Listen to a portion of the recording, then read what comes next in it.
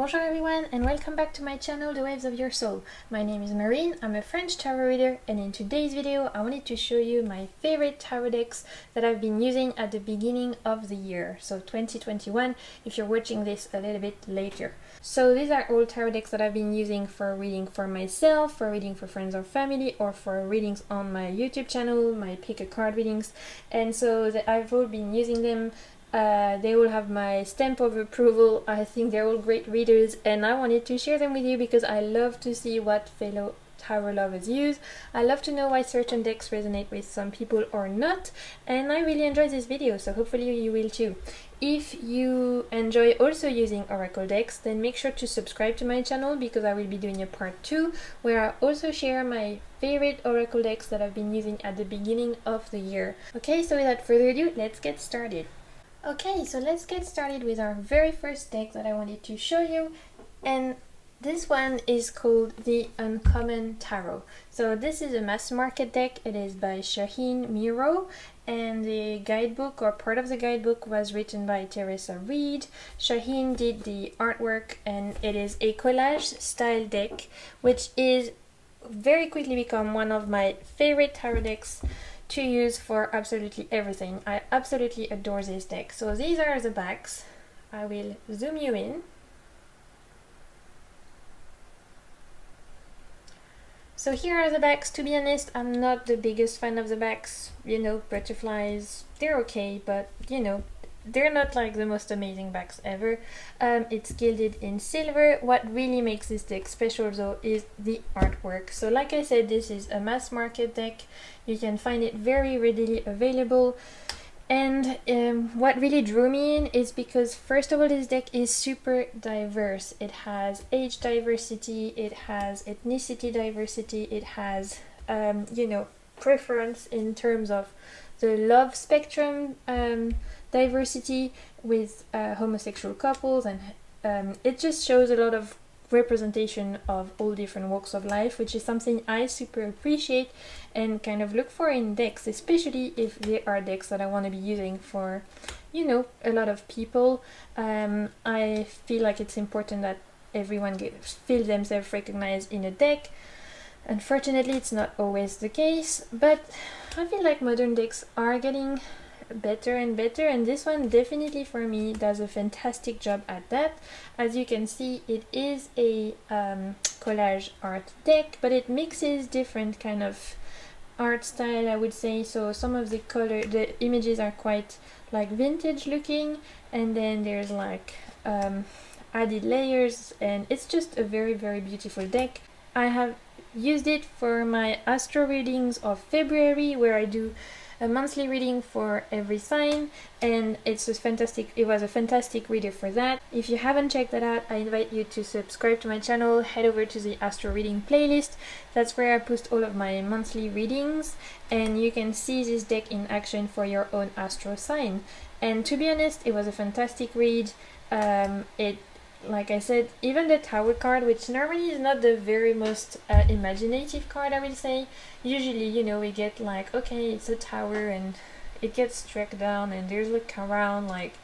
But I feel like this one is actually a bit more unique. We have poppies and we have the butterfly, sign of transformation. It's just beautiful and a little bit more, how can I say that, researched. So I think Shaheen did a fantastic job. I love this deck a lot, and to be honest, I can't see myself stopping from using it. The cardstock is not the best, as in like, it's a bit, you know, it's not super thick, but for anyone who loves to riffle shuffle, they'll have a joy to riffle with it because it's quite bendy. So this is the Uncommon Tarot by Shaheen Miro and Teresa Reed. Oh, can we take a moment to look at this Knight of Swords? One of the few Knight of Swords that I actually enjoy pulling. It's not normally a card I really enjoy, the Knight of Swords.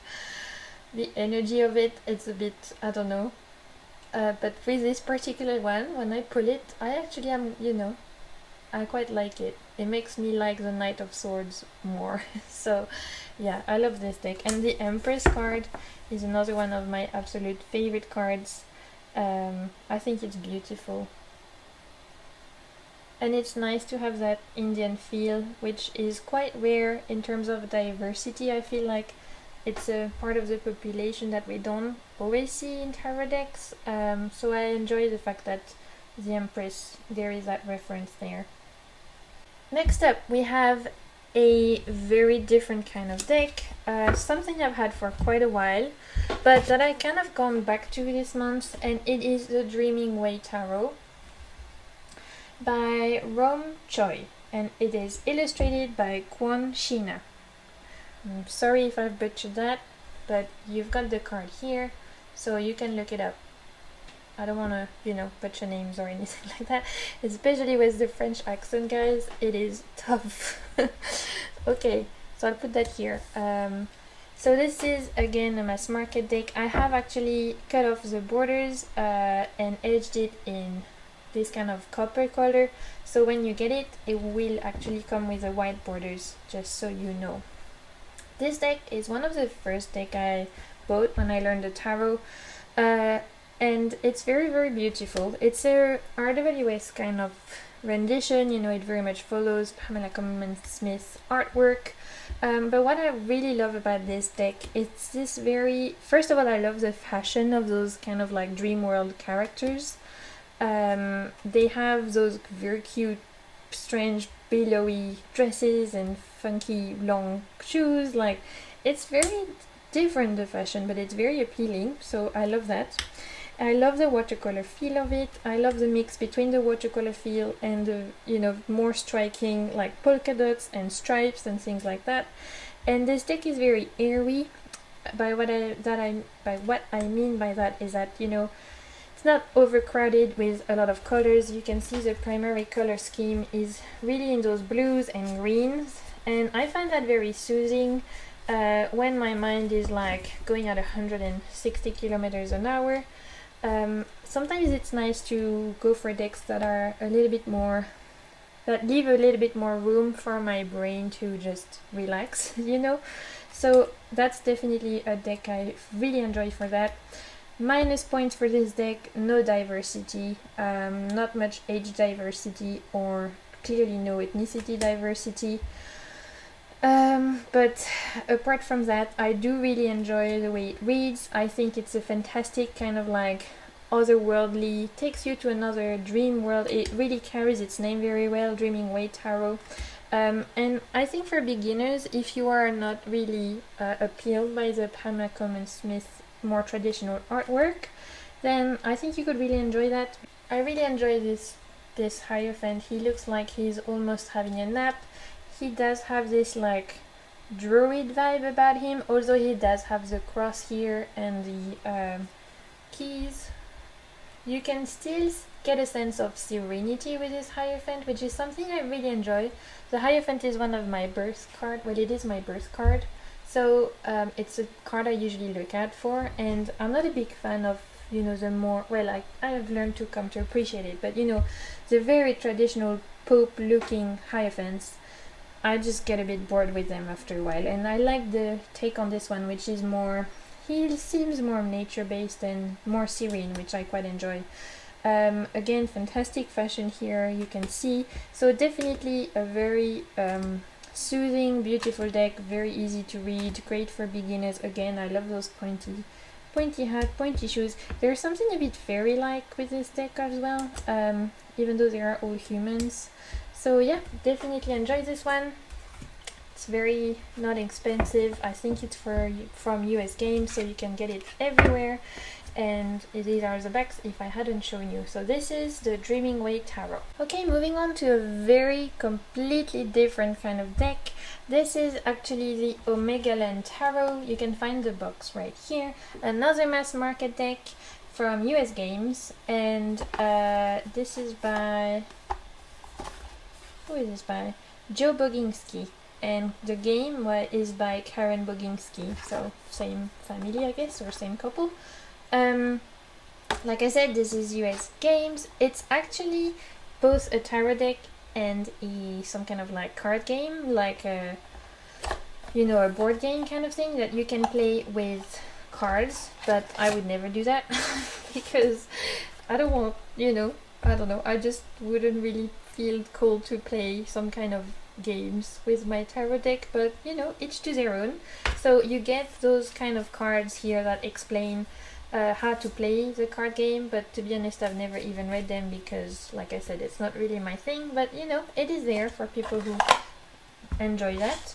It comes with a little white book, and actually the premise of this game is that, as you can see from the backs already, you get an idea.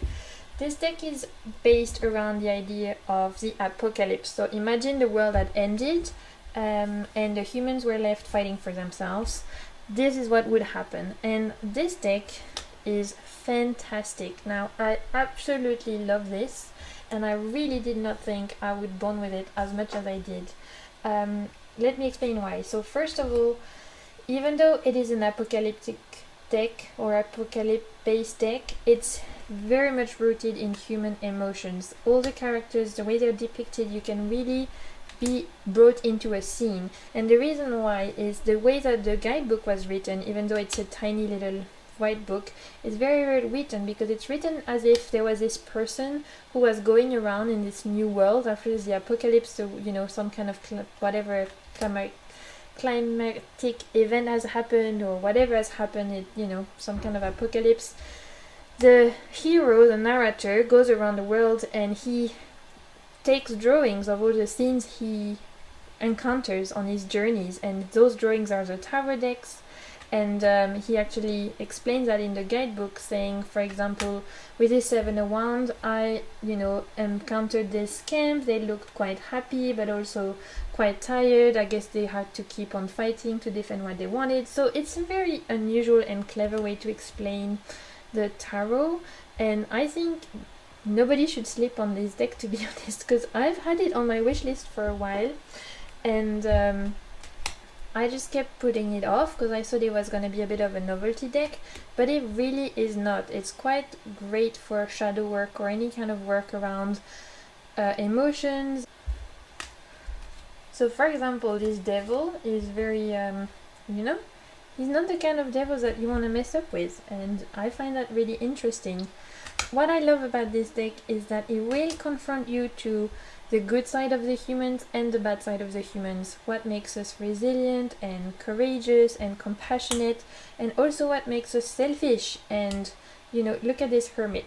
This guy was hiding in the cave and he was like, I don't want to see this crap. I've got my water there. I'm just like, I don't even want to see this apocalypse. So yeah, it's great to show all the arrays of human resilience, human compassion, human empathy, human kindness, as well as human selfishness, you know, like fighting for, there's a lot of guns in this deck, so if it's something that, you know, bothers you, then the wand suit is all guns, and the sword suit is all crossbows, I believe, as you can see here in the Six of Swords. So, you know, there's blood, there's guns, there's violence, but there's also hope, resilience, and beauty, almost, if I can say that. So definitely a very, very interesting deck. I mean, look at this Eight of Swords. Like, this is some heavy shit, and I really appreciate that. The fact he's not tied up as we normally see. He actually decided not to see the world anymore. You know, he's the one that took at his side. The kind of readings we can take from that are so powerful and unique, that this is something I've really enjoyed. I've actually just filmed for my YouTube channel a pick a card reading based around this deck for the apocalypse, like around the theme of the apocalypse, because I thought it would be really fun. I haven't posted it yet, but be sure to subscribe to my channel so you can check how the deck reads, because I've really enjoyed doing that reading and I think it's going to be super fun to continue to use. Okay, next up is the Way Home Tarot. So this is a deck I ordered ages ago, and because of the pandemic it took about, I'd say, 9 months to come, which is definitely not the creator's fault or anything like that. It's just what it is. And I kind of forgot I had ordered it because I ordered it with some crystals from the owners, from the creators of the tarot's shop, which is called Everyday Magic. And one day everything came around like December. I totally forgot I had ordered this deck, and it really is something that took me by surprise, and I've really enjoyed using it since I've received it. I think this deck is really, really clever, and I'll show you more. So the First, the two people who created this deck are Barbara Whitner and Autumn Whitehurst. I believe Barbara created the deck, as in gave the ideas, and Autumn did the artwork. So these are the backs. I love them. From watching their interviews on Cassia's channel, so Tarot Maps channel, I really recommend, if you enjoy this deck, to go watch the interview. I'll try and link in below that Cassia did with them. It was super interesting. You actually find out that this pack is all of the cards from the tarot deck pulled together, all 78 cards, which I feel it's super interesting. So if you enjoy this deck, definitely check out the interview on Tarot Maps channel. I'll link it below because I really enjoyed watching it. So this deck is there's no humans in this deck. It is only animals and nature based, I will say. It's not quite pippish, but it's definitely, I'd say it's in between something more pippish and something more detailed. And what I really love about this deck is that because there's no humans, it's a nice break sometimes from the decks that do have all the humans in it, that represent all the human emotion, etc, etc. Like this deck, just very much like the Dreaming Way, is very kind of like airy in the sense of the color scheme it uses. There's a lot of white, and what I particularly appreciate about this deck is the way that they have decided to depict the archetypes of the tarot. So the court cards actually only show the shape of the person, and inside they will show the element. So for example, the Son of Swords is a Knight of Swords, which I feel like with a tornado is very appropriate and it's very beautiful. The Wheel of Fortune is one of those like carnival wheels. The Father of Pentacles, again you get that kind of outdraw, but with a mountain for the sturdiness, stability, etc, which I find is wonderful. And generally speaking, this deck is very clever in the way it depicts all the archetypes. This Four of Pentacles, for example, you know, you get straight away this idea that the frog feels a little bit stuck, like if it was to move it would probably fall in the water and lose one of the lotus flowers, or I don't know how you call them in English, but in French we call those nénuphars, so I'll have to look that up. Another fantastic court card. Yeah, I just love the way the archetypes are depicted. Let me try and find some of my favorite ones. So this Judgment I find is very interesting. I love this idea of the shell being, you know, left, and this kind of creature arising and leaving the old shell behind, like a elevation of the soul, reincarnation, or, you know, just a transformation, like awakening kind of vibe. I find that really interesting. This Fool card is also one of my favorite Fool cards. You get the 2 feet here, about to jump, there's a path here, it's kind of like not really quite clear, and you feel like you're really the fool in this particular deck, and you know, it puts you in the archetype's feet, which I love. I really love that. It's more personal, I think. The Chariot is a salmon going against current. Again, I find that very clever. I also really loved the Two of Cups with these two jellyfish floating around, and this Ten of Wands I found really clever. This like burnout idea that it even burns through the cards. I really love that. So overall, this deck is super easy to read, you know, kind of relatively based around the RWS, although for me it is more of a Wild Unknown kind of resonance than just Pamela Coleman Smith's artwork, of course, because it's more animal based, etc. This Hermit card is very beautiful too. So yeah, definitely a great all-rounder reader. The cardstock is quite flexible, super flexible actually, so for anyone who loves to raffle shuffle, you will enjoy that. And you can find it on Everyday Magic. I'll try and put the link below, which is Baccarat's shop, like I said, which does crystals. Actually, I got this fantastic Labradorite slice from her shop. I got other few bits, and yeah, it's a really good shop that stores other indie decks as well in America. So for anyone who's out there, I'm very jealous that you get cool shops like that. We don't have anything like that on the island I currently live on. So yeah, this was the Way Home Tarot. Okay, next up we have the Aquarium Tarot by David Palladini. This is a very much loved, well-known deck.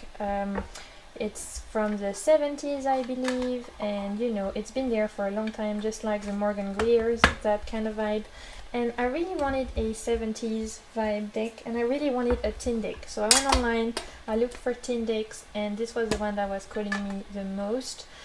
I also was hesitating with the Alice in Wonderland deck that is available in a tin, but then I realized that maybe it was too, I don't know, I might get it eventually, but I wanted something a little bit more all-rounder, I guess, and I could have got the RWS, but I thought, you know what, let me switch it up, try this Aquarium Tarot. I love the backs, actually. I really love those backs. So as you can see, the cards are quite small because it's a tin deck. They are much smaller than your, you know, if I take a card from the Way Home Tarot here, much smaller of course, but you can get this deck also in full size, normal size, but the tins are actually really good. This was my first tin, I didn't have any other one, and I wanted to get a deck that I could take with me everywhere when I want to read for friends, or when I just want to put it in my bag and I don't want to be like carrying a shit ton of heavy stuff. This is perfect. So this deck, like I mentioned, it is from the 70s. It is this very cool tone color palette. So there's a lot of purples, very light, a lot of orange, and other than that it's very white. There's a lot of white space in this deck. But this is part of why I love this deck so much, and to be honest, I really didn't think I would enjoy reading with this deck as much as I do. So diversity wise, well, you know, there is none, so there's that. That's the minus point about that. But what I love is the vibrant artwork, in the sense that it is based on the Rider-Waite-Smith, or inspired heavily by. So, you know, again, if you're a beginner and you don't really resonate with Pamela Coleman Smith's artwork, this could be another contender. But a lot of people find this deck to be cold. From what I was watching other videos, a lot of people say because of all the white space, they find this deck to be quite cold. I'm the opposite. This deck won't shut up for me. As soon as I started using it, it's super talkative. It will not shut up. It has so much to say. The rods are wands are rods, sorry, and they are like those kind of like beautiful wands with flowers at the top of it, which I think is really cool. There's a lot of pinks and orange in this deck, which I really enjoy. It's not like too bright colored, and yeah, this deck is just fantastic. The human figures are very expressive, and you just get, it's very clear, like there's no kind of hesitating what is going on in the card. You straight away know what the hell is going on, what you're looking at. And like I said, for me, this deck will not shut up. It's very talkative, and I have this theory now.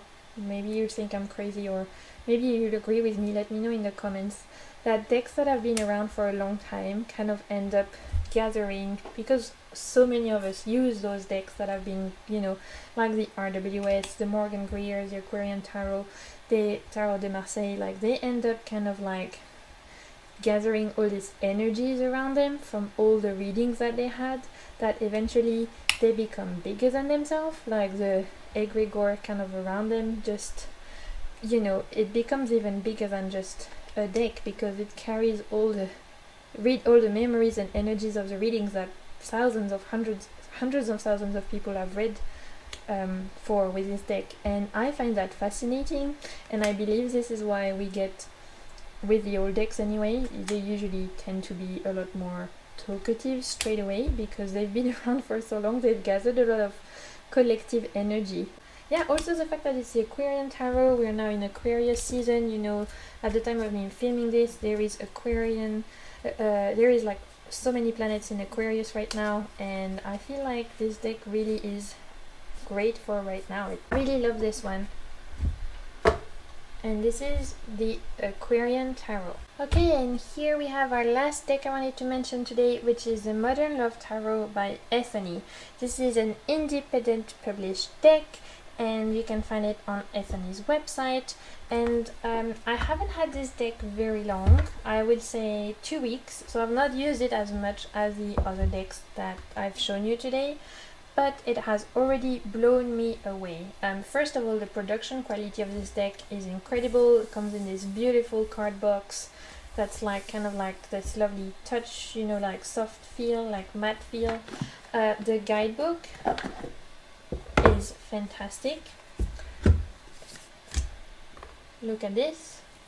It's like huge, it's full color, and as you would have guessed from the title of this deck, this is a deck all about love. So all the different ways of love, whether it's romantic love, whether it's self-love, it's all about love, and it's set in a modern day, which is something I really wanted.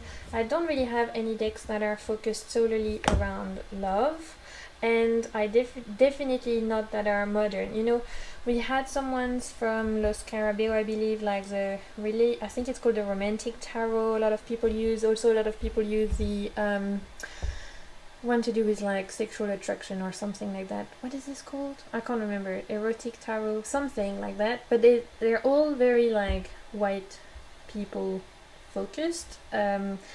This one, and also very young, beautiful, you know, figures, and there's just not much diversity. This one was so needed in the tarot world, I believe, because it depicts people from all around the world, from all gender, from all love spectrum, like all, you know, sexual or romantic preferences, and it's fantastic. So first of all, like I said, the guidebook, full color, every card you get the image, you get the general love meaning, you get if you're reading and you're a single person, if you're reading and you are you know, currently dating, if you are in a committed relationship, if you're in a struggling relationship, and if you are in a relationship that just ended or is ending. And I think that's fantastic. Like, I feel like, you know, as tarot readers, I'm sure you will all agree that so many times when you tell people you read the cards, most of the time they want to get their card readings about love. It's just a very, you know, it's normal, like human people, we love, and so it's such a cool concept to actually have the meanings for not just people in relationships, but for people who are looking, people who are single and happy to be single, people who have just gone through a breakup. It just gives you a whole nother world to look at. So that is also one of the reasons why I absolutely love this deck. Now let's talk about the artwork. First of all, can we talk about those backs? I showed you earlier, but I was talking. They are like gorgeous. It's this kind of, the cardstock is super thick, it's beautiful, it's matte, it's thick. The back is like this reflective gold foiling with Ethony's branded bee, and then like all the different suits, quartz, so wands, cups, swords, and pentacles. It is edged in or gilded in gold, beautiful, and the artwork is stunning. So I've put it back in order because so I wanted to show it to you in order so you can see all the major arcana first. First of all, like I mentioned earlier, so happy that there is age diversity as well as racial diversity or like ethnicity diversity. And you know, it also shows older people, which is something I really appreciate because this is not something that is always represented. It has very good balance of depicting love of all kinds. So for example, the lovers show this like same-sex couple, which is gorgeous. Look at this chariot card with the little dog in the wheels. It's so cute. And this deck just blew me away. I think the colors are so vibrant, which is already something I absolutely love.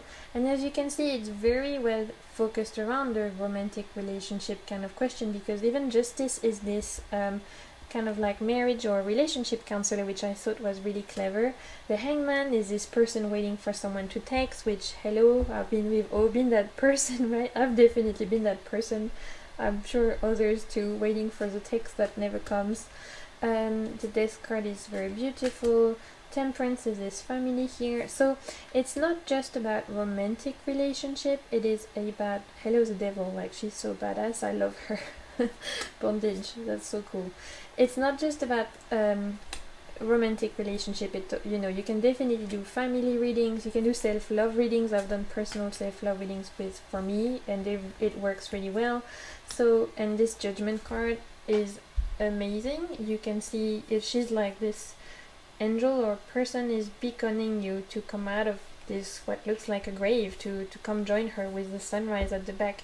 It's stunning. So the artwork is absolutely beautiful. Actually, the artwork, I should have mentioned the artist's name. It is Lucy Morningstar. Ethany, you know, she designed the cards, but Lucy Morningstar is the artist, and it is stunning. I love it. Then we have the court cards, the minor arcana. So here are the cups.